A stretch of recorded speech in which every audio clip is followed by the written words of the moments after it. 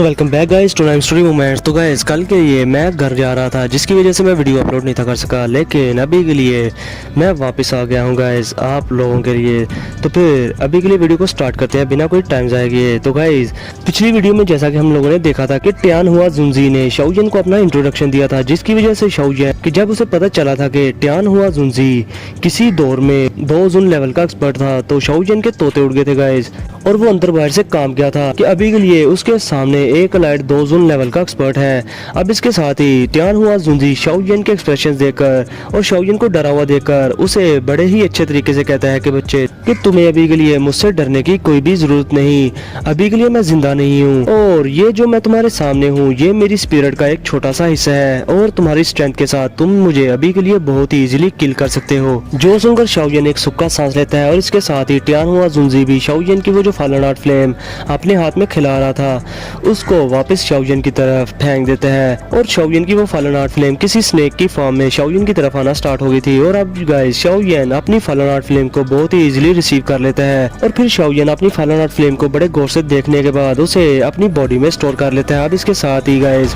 शाओजिन tan हुआ जुनजी की तरफ देखकर उनसे माफी मांगते हुए कहता है कि ओल्ड सर, मैं छोटा लड़का, मैं बहुत ही ज्यादा रेकलेस हूँ जो कि मैं यहाँ पर आ गया और आपको डिस्टर्ब कर दिया, प्लीज मुझे माफ कर देना अगर मैंने यहाँ आकर कोई गलती कर दी हो और आपको ऑफेंड कर दिया हो तो। अब शाओजिन की ये बात सुनकर ट्यान हुआ जुनजी अपने हाथ का इशारा करके शाओजिन को चुप करवा देते हैं और फिर वो अपने स्केलेटन पर मौजूद छोटी फॉलन आर्ट फ्लेम की तरफ इशारा करके शाओजिन से कहते हैं कि क्या तुम इस फॉलन आर्ट फ्लेम में इंटरेस्टेड हो। जो सुनकर शाओजिन थोड़ा बहुत हैरान हो जाता है और वो ट्यान हुआ जुनजी के इस क्वेश्चन का ये आंसर देता है कि ओल्ड सर, जब के वक्त आप जिंदा थे तो ये दोनों की फॉलन आर्ट फ्लेम आपकी थी और अभी के लिए वैसे भी मुझे एक फॉलन आर्ट फ्लेम मिल चुकी है जिससे कि मैं सेटिस्फाई हूँ, मुझे इसकी जरूरत नहीं। जिसके साथ ही गाइस ट्यान हुआ जुनजी ये बात सुनकर शाओजिन की बेइज्जती करते हुए कहते हैं कि लिटिल फेलो, तुम इस तरह के टैक्टिक्स मुझ पर यूज ना करो, क्योंकि जब तुम्हारे दादा अबू पैदा भी नहीं हुए थे मैं तब के वक्त इस दाउकी कॉन्टिनेंट में लोगों को बेवकूफ बनाया करता था। अब ये बात सुनकर शाओजिन को काफी ज्यादा एम्बेरसमेंट फील होती है और वो सोचता है कि ये बुड्ढा, इसने तो मेरी सभी सोचों को अच्छे से बांप रखा है कि मेरे दिल में आखिर चल क्या रहा है। अब इसके साथ ही ट्यान हुआ जुनजी शाओजिन को देखते हुए अपनी स्टोरी बताना स्टार्ट कर देते हैं और वो कहते हैं कि जब मैं इस जगह पर आया था तो मुझे ये फॉलन आर्ट फ्लेम मिली थी जो कि अभी के लिए तुम्हारी बॉडी में है और तब के टाइम मैंने इसको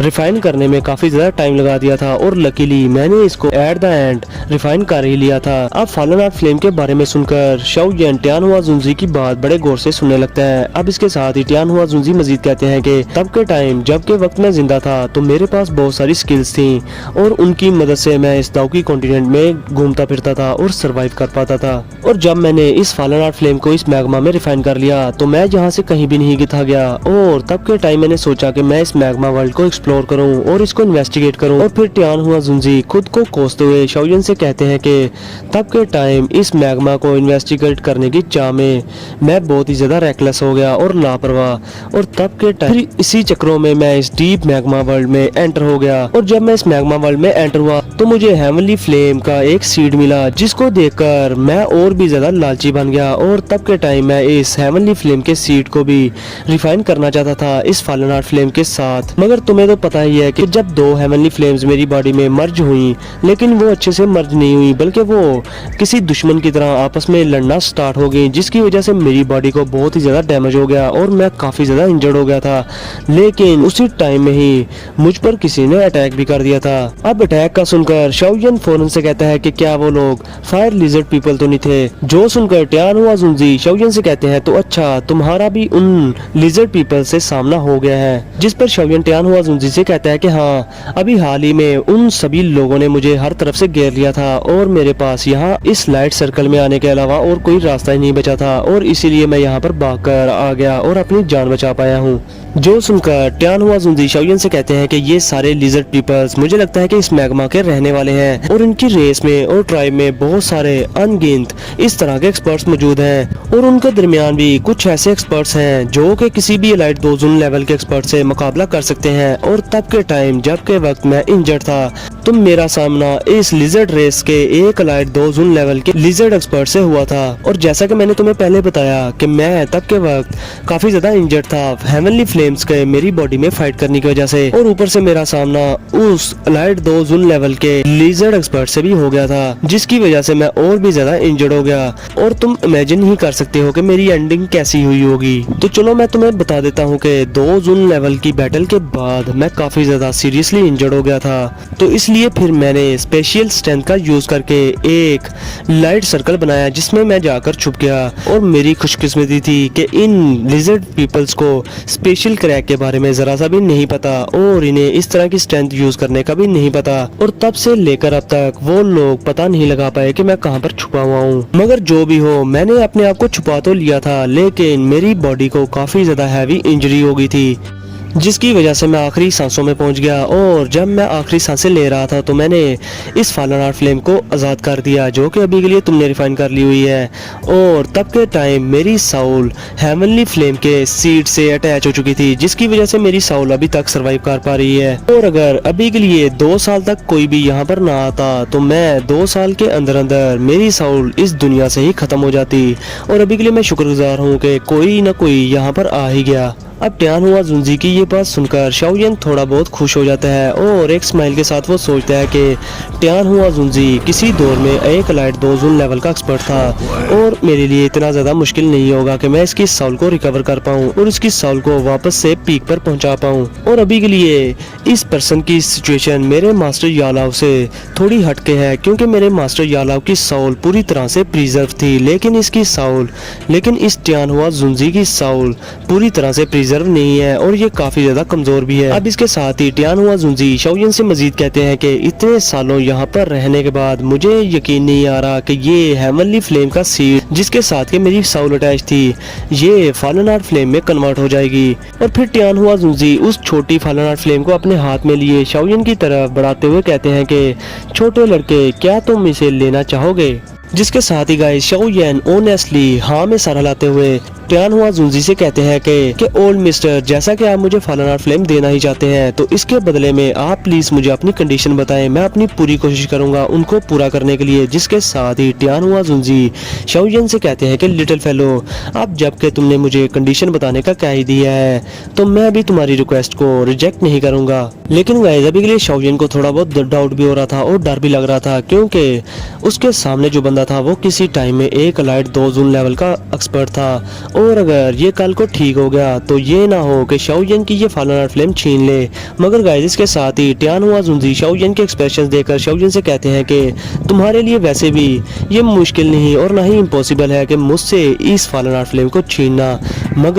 मगर अब जबकि तुम इसको मेरे से रिक्वेस्ट करके ले रहे हो और मेरी हेल्प करना चाहते हो तो तुम भी इस बात का यकीन कर लो कि इसके बाद मैं तुम्हें बहुत ही बड़ा रिवार्ड दूंगा। जो सुनकर गाइस शाओयन स्माइल कर देता है और वो कहता है कि ओल्ड मिस्टर, प्लीज आप बताएं कि आप क्या कहना चाहते हैं। जिसके साथ ही टियान हुआ जुनजी शाओयन को देखते हुए शाओयन से कहते हैं कि अभी के लिए तुम्हारी बॉडी में फायर स्ट्रेंथ बहुत ही ज्यादा है और इस फ्लेम में तुम्हारा फेंट वुडन ऑरा बहुत ही ज्यादा हाई है और इससे मुझे लग रहा है कि तुम एक एल्केमिस्ट हो और जैसा कि तुमने फॉलन आर्ट फ्लेम को रिफाइन भी किया है तो तुम्हारा एल्केमिस्ट टायर लेवल भी काफी ज्यादा हाई होगा। अब टियान हुआ जुनजी शाओयन से ये सब कहकर हल्की हल्की स्माइल करना स्टार्ट कर देते हैं। अब इसके साथ ही शाओयन टियान हुआ जुनजी की ये बात सुनकर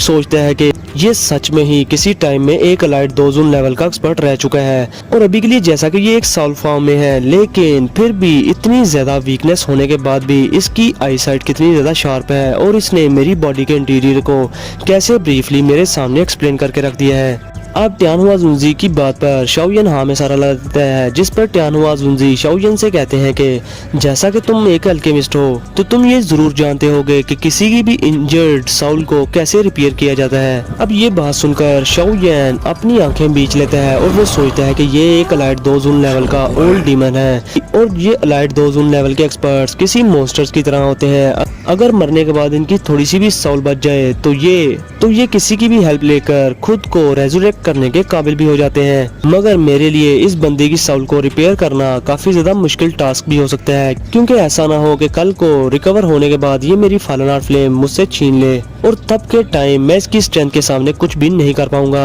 अब इधर टियान हुआ जुनजी शाओयन के मन में चल रहे ख्यालात को बांध जाता है और वो शाओयन से हंसते हुए कहता है कि लिटिल फेलो, तुम बेफिक्र हो, अगर मैं कल को रिकवर हो भी गया तो मैं कसम खाता हूँ कि मैं तुम्हें कोई भी नुकसान नहीं पहुंचाऊंगा और ना ही मैं तुम्हारी हेवनली फ्लेम्स को तुमसे छीनूंगा। और फिर इसके साथ ही टियानहुआ जुंजी अपने हाथ के इशारे से अपने स्केलेटन की फिंगर से एक स्टोरी रिंग को लेते हैं जो कि वाइट कलर की थी, और फिर टियानहुआ जुंजी उस स्टोरी रिंग में से एक पेल वाइट कलर स्क्रोल को निकालते हैं और उस स्क्रोल पर फ्लाइंग बीस्ट की स्केचेस बने हुए थे गाइस। अब इसके साथ ही टियानहुआ जुंजी शाओयन से उस स्क्रोल को देखते हुए कहते हैं कि जब के टाइम मैं जिंदा था तो मैं इस दाऊ टेक्निक का माहिर था और मैं इसी दाऊ टेक्निक की वजह से जाना जाता था, और इस दाऊ टेक्निक का नाम है 5 रिंग फ्लेम एक्सपेलिंग टेक्निक। और हाँ, मुझे इसे दाऊ टेक्निक नहीं कहना चाहिए बल्कि मुझे इसे फ्लेम कंट्रोलिंग मेथड कहना चाहिए, क्योंकि इस टेक्निक की वजह से तुम किसी भी फ्लेम को अच्छे से कंट्रोल करना सीख सकते हो।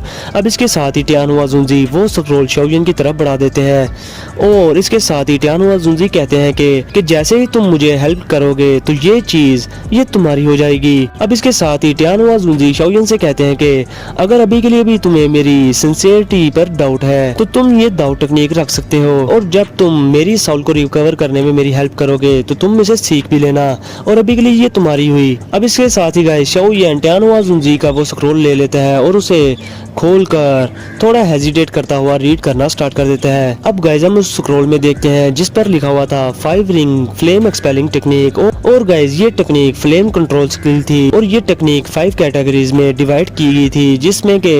5 शेप्स बनी हुई थी। उनमें एक वुल्फ शेप थी, लेपर्ड, लायन, टाइगर और स्नेक की शेप बनी हुई थी। और गाइस इन सभी बीस्ट की अपनी अपनी फायर स्पिरिट्स थी, और इस टेक्निक की सारी कंप्लीट मिस्ट्री को जानने के बाद ये पांचों के बीस्ट गैदर होकर 5 ring flame expelling flame formation बनाते हैं, और इस फॉर्मेशन की वजह से कोई भी आसमान को जला सकता है और समुद्रों को खुश कर सकता है। अब गाइस इसके साथ ही शाओयन की नजर उस स्क्रोल के एंड पर लिखे हुए चंद अल्फाज पर पड़ती है जो कि ये थे कि अगर कोई भी इन 5 बीस्ट में से 4 बीस्ट को हेवनली फ्लेम से क्रिएट करेगा तो ये टेक्निक किसी टियान क्लास दाऊ टेक्निक के बराबर की होगी। अब टियान क्लास दाऊ टेक्निक का रीड करने के बाद शाओयन पूरी तरह से हैरान हो गया था, क्योंकि गाइस अभी के लिए शाओयन के हाथ जो हाई क्लास की टेक्निक लगी थी वो गॉड सी स्किल थी जो कि जी जूनियर ने अपने क्लैन की टेक्निक उसे दी थी, मगर अभी के लिए शाओयन के हाथ एक टियान क्लास दाऊ टेक्निक लग गई थी। और अभी के लिए गाइस शाओयन सोचता है कि मेरा फ्लेम पर कंट्रोल भी इतना अच्छा नहीं, और इस टेक्निक को सीखने के बाद मेरा हेवनली फ्लेम्स पर कंट्रोल काफी ज्यादा बेहतर हो जाएगा, और ये 5 रिंग फ्लेम एक्सपेलिंग टेक्निक मेरे लिए काफी ज्यादा सूटेबल भी है। और ये जो एंड पर लिखा हुआ है कि इस टेक्निक को टियान क्लास दाऊ टेक्निक बनाने के लिए किसी बंदे के पास कहीं 4 हेवनली फ्लेम्स होना जरूरी तो नहीं। अब शाओयन ये बात सोचने के बाद हंसना स्टार्ट कर देता है और वो सोचता है कि अभी के लिए मेरे पास सिर्फ 3 काइंड ऑफ हेवनली फ्लेम्स हैं, जिनमें से एक तो मेरे मास्टर यालाओ की है, और पता नहीं अभी के लिए चौथी हेवनली फ्लेम मुझे कहां से मिलेगी और कब मिलेगी। और गाइस अभी के लिए आप लोगों को सिंपल वर्ड में जब बताऊं कि शाओयन को ये 5 रिंग फ्लेम एक्सपेलिंग टेक्निक काफी ज्यादा अच्छी लगी थी, और दूसरी तरफ टियानहुआ जुंजी शाओयन के एक्सप्रेशन बड़े गौर से देख रहे थे, और वो शाओयन को जरा सा भी फोर्स नहीं करना चाहते थे और ना ही कर रहे थे, और वो अभी के लिए शाओयन के आंसर का वेट कर रहे थे। जिसके साथ ही गाइस शाओयन टियानहुआ जुंजी की तरफ देखकर एक लंबी सांस लेकर टियानहुआ जुंजी से कहता है कि ओल्ड मिस्टर, मैं आपकी साउल को रिपेयर करने में आपकी हेल्प जरूर करूंगा, और मैं आपसे एक बात और कहना चाहता हूँ, वो ये कि मैं इस एग्रीमेंट में एक और कंडीशन को ऐड करना चाहता हूँ, और मुझे उम्मीद है कि आप मेरी उस कंडीशन को जरूर मानेंगे। जो सुनकर टियानहुआ जुंजी बहुत ज्यादा खुश होते हैं, और वो इसके साथ ही शाओयन से कहते हैं कि तुम मुझे जल्दी से बताओ कि तुम्हारी कंडीशन क्या है। जिसके साथ ही शाओयन टियानहुआ जुंजी से बड़े आराम से कहता है कि ओल्ड मिस्टर, कि जब के टाइम मैं आपकी स्ट्रेंथ को रिकवर करने में आपकी हेल्प करूंगा, और अगर आपने अपनी स्ट्रेंथ को अच्छे से रिकवर कर लिया तो उसके बाद आप मुझे पूरे 1 साल के लिए प्रोटेक्ट करेंगे। जो सुनकर टियानहुआ जुंजी बहुत ज्यादा हैरान हो जाते हैं, और वो हैरान होते हुए शाओयन से कहते हैं कि तुम्हें मैं 1 साल के लिए प्रोटेक्ट करूं, भला छोटे लड़के तुम इस एग्रीमेंट में जरा सा भी लॉस नहीं लेना चाहते, और एक्चुअली में तुम मुझे ये कहना चाहते हो कि मैं 1 साल तक तुम्हारा बॉडीगार्ड बन के रहूं। भला तुम्हें ये तो अच्छे से पता होगा कि कोई भी एलाइट 2 जोन लेवल का एक्सपर्ट कोई आम सा एक्सपर्ट नहीं, जिससे कोई भी आम सा बंदा आकर इस तरह से हेल्प करने की रिक्वेस्ट करे। जिस पर शाओयन भी टियानहुआ जुंजी से बड़े आराम से कहता है कि ओल्ड मिस्टर, आपकी स्ट्रेंथ के साथ 1 साल तो आपकी नजरों में कोई भी मायने नहीं रखता, और हाँ जबकि टाइम आप अपनी साउल को रिकवर कर लेंगे तो आपके लिए खुद को रिवाइव करना भी कोई मुश्किल बात नहीं होगी। और मुझे लगता है कि अगर मैं आपकी हेल्प करूं तो मेरे लिए ये बेहतर होगा कि आप मुझे 1 साल के लिए प्रोटेक्ट करें और मैं आपको हायर कर लूं पूरे 1 साल के लिए। जिसके साथ ही टियानहुआ जुंजी शाओयन से कहते हैं कि लिटिल फेलो, तुम सच में जानते हो कि किससे किस तरह अच्छे से बात करनी है, और वैसे भी ठीक है, मेरे लिए इतनी कोई प्रॉब्लम नहीं तुम्हें 1 साल के लिए प्रोटेक्ट करना। और ठीक है, मैं तुम्हारी कंडीशन को मानने के लिए तैयार हूँ, लेकिन अभी के लिए तुम्हें मेरी स्पिरिट को पहले रिपेयर करना होगा, क्योंकि अभी के लिए मेरी स्पिरिट की स्ट्रेंथ काफी ज्यादा वीक है, और अगर मेरी साउल टाइम पर रिपेयर ना हुई तो मेरी साउल कुछ सालों के बाद इस कॉन्टिनेंट से डिसअपियर हो जाएगी। अब ये बात सुनकर शाओयन टियानहुआ जुंजी से कहता है कि ओल्ड मिस्टर, आप परेशान ना हो, मेरे पास काफी ज्यादा एक्सपीरियंस है किसी की भी साउल को रिपेयर करने का, क्योंकि इस तरह के काम मैंने पहले भी किए हुए हैं। और गाइस, अभी के लिए शाओयन इतने कॉन्फिडेंस से इसलिए कह रहा था क्योंकि उसके पास साउल रिकवर करने के काफी ज्यादा फार्मूले पड़े हुए थे जो कि मास्टर यालाओ ने शाओयन के लिए छोड़े हुए थे, और वैसे भी शाओयन ने 1-2 बार मास्टर यालाओ की भी साउल को रिकवर किया था। मगर गाइस, अभी के लिए शाओयन के पास फार्मूले तो थे, लेकिन साउल को रिकवर करने के जो इंग्रेडिएंट्स यूज होते हैं शाओयन के पास वो नहीं थे, जो कि काफी ज्यादा रेयर होते हैं। अब शाओयन की ये बात सुनने के बाद टियानहुआ जुंजी थोड़ा हेजिटेट करते हुए शाओयन से कहते हैं कि होपफुली कि मेरी आई साइट इतनी ज्यादा वीक नहीं होगी और मुझसे तुम्हें पहचानने में जरा सी भी गलती नहीं हुई होगी। और फिर इसके साथ ही टियानहुआ जुंजी वो baby fallen art flame Shaoyan की तरफ बढ़ा देते हैं, जिसके साथ ही गाइस शाओयन उस बेबी फॉलन आर्ट फ्लेम को अपने हाथ में ले लेता है और अपनी स्टोरी रिंग में से फ्लेम गैदरिंग पॉट को निकालकर उस बेबी फॉलन आर्ट फ्लेम को उसमें डाल देते हैं। अब जैसे ही शाओयन उस फॉलन आर्ट फ्लेम को उस फ्लेम गैदरिंग पॉट में डालता है तो गाइस उस फ्लेम गैदरिंग पॉट से काफी ज्यादा हीट निकलना स्टार्ट हो जाती है, और शाओयन अभी के लिए समझ गया था कि अभी के लिए ब्लेजिंग स्काई की रिफाइनिंग टावर को जिस चीज की जरूरत है वो इसी हीट एनर्जी की जरूरत है, और इसके बाद ब्लेजिंग स्काई की रिफाइनिंग टावर पहले की तरह चलना स्टार्ट हो जाएगा। अब गाइस, इस बेबी फॉलन आर्ट फ्लेम को लेने के बाद शाओयन के दिल में जो गिल्ट था इनर एकेडमी को लेकर वो खत्म हो चुका था, और अभी के लिए शाओयन ने की रिफाइनिंग टावर का भी हल निकाल लिया था। अब इसके बाद शाओयन उस 5 रिंग फ्लेम एक्सपेलिंग टेक्निक के स्क्रोल को अपनी स्टोरी रिंग में स्टोर करते हुए टियानहुआ जुंजी से मजीद कहता है कि मैं अभी के लिए काफी ज्यादा डिसरिस्पेक्टफुल हूँ, और अभी के लिए मैंने टाइम से पहले आपके इस स्क्रोल को एक्सेप्ट कर लिया, मुझे काफी ज्यादा शर्म आ रही है। जो सुनने के बाद टियानहुआ जुंजी खामोश रहते हैं। अब इसके साथ ही टियानहुआ जुंजी शाओयन की तरफ अपनी वाइट स्टोरी रिंग को बढ़ाते हुए शाओयन से कहते हैं कि प्लीज मेरी इस ढांचे की बोन्स को भी इस स्टोरेज रिंग में स्टोर कर लो, क्योंकि किसी एलाइट दोजुन लेवल के एक्सपर्ट की बोन्स आने वाले टाइम में तुम्हारे काफी काम आने वाली हैं, और इनका बहुत ज्यादा स्पेशल यूज भी हो सकता है। जो सुनने के बाद गाइस शाओयन टियानहुआ जुंजी की स्केलेटन की बोन्स को भी अपनी स्टोरेज रिंग में सेव कर लेता है। अब गाइस, इसके साथ ही शाओयन उस लाइट सर्कल से बाहर झांकता है, और अभी के लिए शाओयन मैग्मा में किसी भी लिजर्ड क्रिएचर को नहीं पाता, और फिर शाओयन टियानहुआ जुंजी की बात याद कर सोचता है कि अगर अभी के लिए मेरा सामना किसी एलाइट 2 जोन लेवल की लिजर्ड क्रिएचर से हो गया तो भला मैं बचकर कैसे भाग पाऊंगा,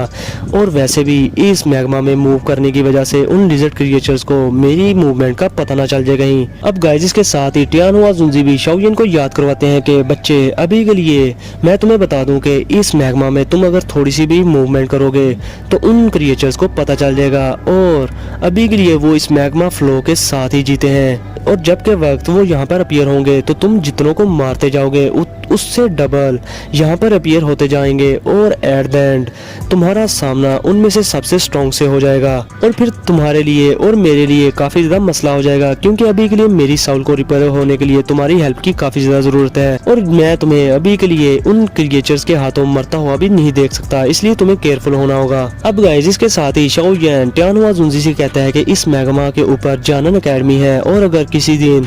ये क्रिएचर्स बाहर आ गई तो इसके रिजल्ट काफी ज्यादा अनइमेजिनेबल होंगे, और काफी ज्यादा डिस्ट्रक्शन बाहर की दुनिया में मचा देंगे ये लोग। जिसके साथ ही टियानहुआ जुंजी शाओयन को कहते हैं कि तुम इसके लिए जरा सा भी फिक्रमंद ना हो, क्योंकि ये लिविंग क्रिएचर सिर्फ मैग्मा में ही सर्वाइव कर सकती हैं, और जैसे ही ये मैग्मा से बाहर आएंगी तो ये किसी मछली की तरह तड़पना स्टार्ट कर देंगी और ऑटोमेटिकली ही मर जाएंगी। जैसे कि मछली पानी के बगैर मर जाती है, तो ये लोग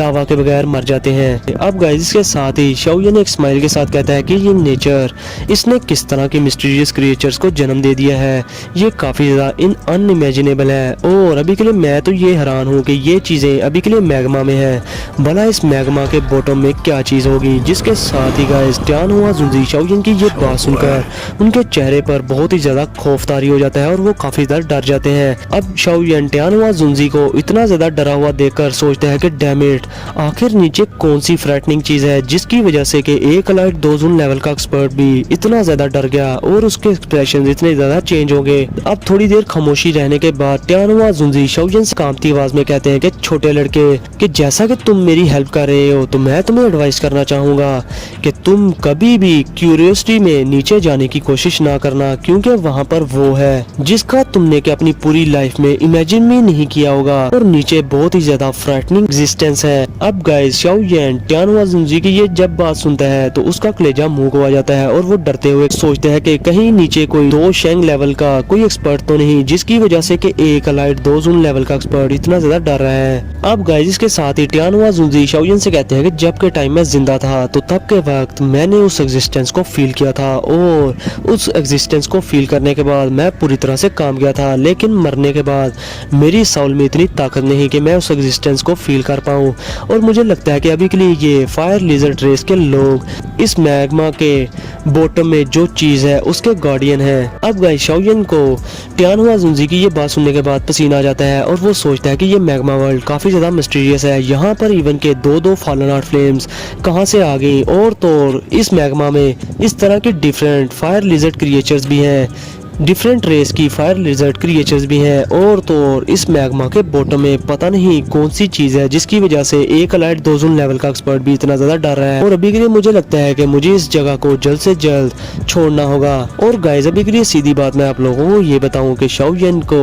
शाओयन ने जो भी बातें टियानहुआ जुंजी से सुनी थी उसकी वजह से शाओयन की पूरी तरह से फट गई थी और वो डर गया था पूरी तरह से। अब इधर टियानहुआ जुंजी शाओयन से कहते हैं कि अगर तुम यहाँ से जाना चाहते हो मुझे लेकर तो तुम्हें अभी के लिए अपनी दाओकी को पूरी तरह से रिकवर करना होगा, क्योंकि अभी के लिए तुम अपनी पीक कंडीशन में नहीं हो, इसलिए तुम अपनी ट्रेनिंग स्टेट में चले जाओ। और अगर तुम चाहो तो तुम इस 5 रिंग फ्लेम एक्सपेलिंग टेक्निक को भी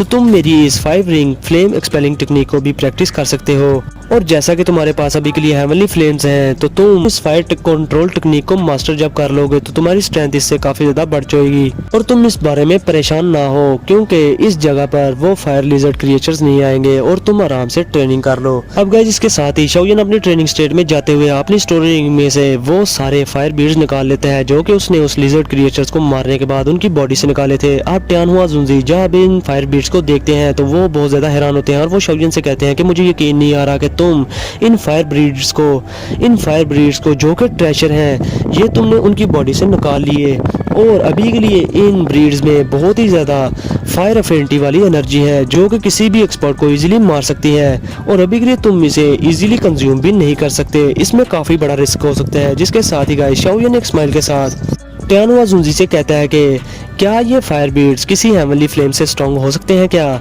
क्योंकि गाइस अभी के लिए शाओयन इतना ज़्यादा कॉन्फिडेंट इसलिए था क्योंकि उसकी बॉडी में 2 हेवनली फ्लेम्स थी जिनकी मदद से वो इन फायर बीड्स को इजीली ही स्वेलो कर सकता था और रिफाइन कर सकता था और उसकी एनर्जी को कंज्यूम कर सकता था। अब गाइस इसके साथ ही शाओयन उस फायर बीट को अपने मुंह में रखकर निकल जाता है और दूसरी तरफ टियानहुआ जुंजी शाओयन को इस एक्शन को देखकर अपना सर हिलाते हुए हंसते हुए शाओयन से कहते हैं कि मैं तो भूल ही गया था कि तुम्हारे पास हेवनली फ्लेम्स हैं। अब गाइस टियानहुआ जुंजी शाओयन को बड़े गौर से देख रहे थे और इधर शाओयन की बॉडी आहिस्ता आहिस्ता रिकवर होना स्टार्ट हो गई थी। अब इसके साथ ही टियानहुआ जुंजी खुद से आहिस्ता से कहते हैं कि मुझे यकीन नहीं आ रहा कि मैं आज के दिन तक जिंदा था और मैं एक बार फिर से सूरज देखने वाला हूँ और वाकई में ही हेवंस नहीं चाहती कि मैं मारा जाऊं। अब गाइस तकरीबन 20 मिनट की ट्रेनिंग के बाद शाओयन वापस से अपनी पीक कंडीशन में आ जाता है और गाइस अभी के लिए शाओयन 2 होंग लेवल के 6 स्टार पर पहुंच चुका था और अभी के लिए वो बहुत ही ज्यादा खुश था और वो कहता है कि इन फायर बीड्स का यूज करने के बाद मेरी स्ट्रेंथ 2 होंग लेवल के 6 स्टार पर पहुंच चुकी है और अभी के लिए हमें जल्द से जल्द इस जगह को छोड़कर वापस इस मैग्मा की सरफेस पे जाना होगा। जिस पर टियानहुआ जुंजी शाओयन से कहते हैं कि ठीक है तुम उस मैग्मा की सरफेस पे जाना और मैं तुम्हारी स्टोरी रिंग में रहते हुए अपनी स्पेशल स्ट्रेंथ का पूरा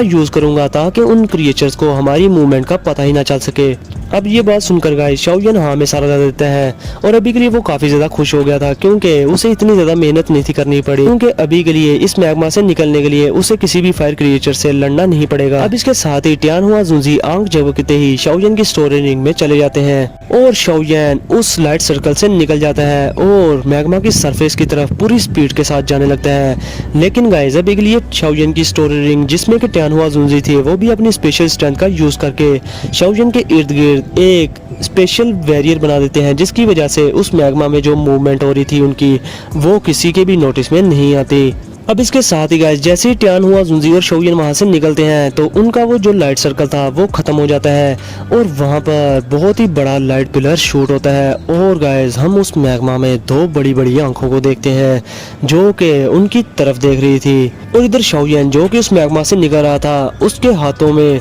उसका एंशिएंट जेड, उसका ताओशी एंशिएंट जेड अपीयर हो जाता है और अभी के लिए गाइस उस एंशिएंट जेड में बहुत ही ज्यादा हलचल होना स्टार्ट हो गई थी जो कि शाओयन की जरा से भी समझ में नहीं थी आ रही। लेकिन गाइस इसके साथ ही शाओयन उस अपने ताओशी एंशिएंट गॉड एम्परर जेड को देखता है जिसकी वाइट सरफेस अभी के लिए रेड होना स्टार्ट हो गई थी और अभी के लिए गाइस शाओयन को 8% यकीन था कि इस मैग्मा वर्ल्ड की वजह से ही उसके ताओशी एंशिएंट गॉड एम्परर जेड में इतनी ज्यादा हलचल हो रही है और शाओयन सोच रहा था कि कहीं ये सब इस मैग्मा के नीचे जो चीज है उसकी वजह से तो नहीं हो रहा। अब इसके साथ ही गाइस शाओयन को जी जूनियर की बात आ जाती है और वो ये थी कि ये चीज, ये जेड एक अलाइट 2D ने छोड़ा हुआ है और किसी भी अलाइट 2D की छोड़ी हुई चीज भी दाओकी कॉन्टिनेंट को खत्म करने के लिए काफी है। और गाइस अभी के लिए शाओयन मजीद सोचता है कि अगर वो चीज जो कि अलाइट 2D ने छोड़ी हुई है वो मुझे मिल गई तो हो सकता है कि तब के टाइम मैं हाल ऑफ सोल से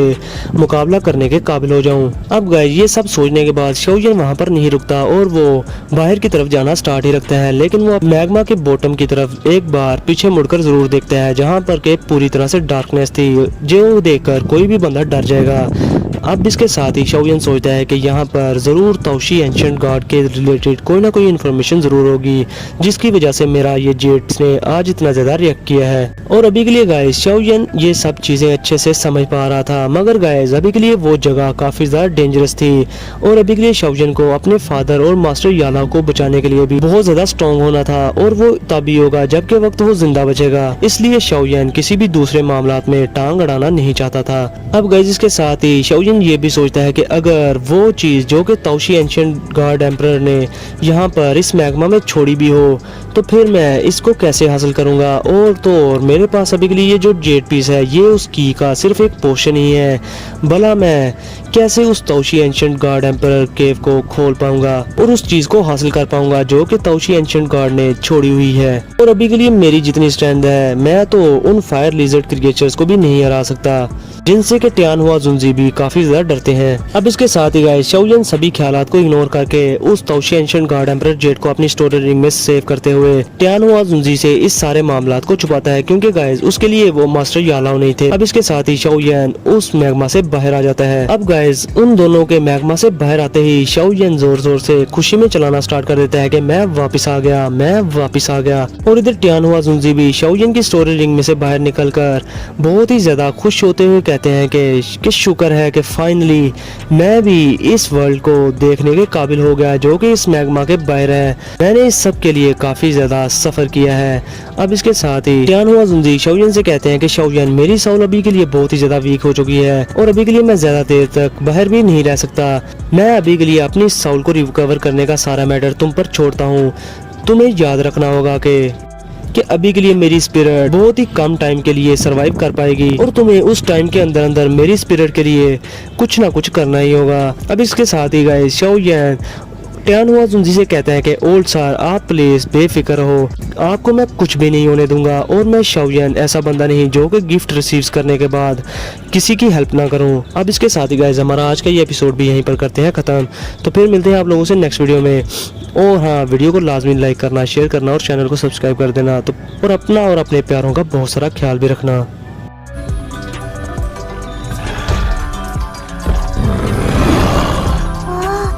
小鬼。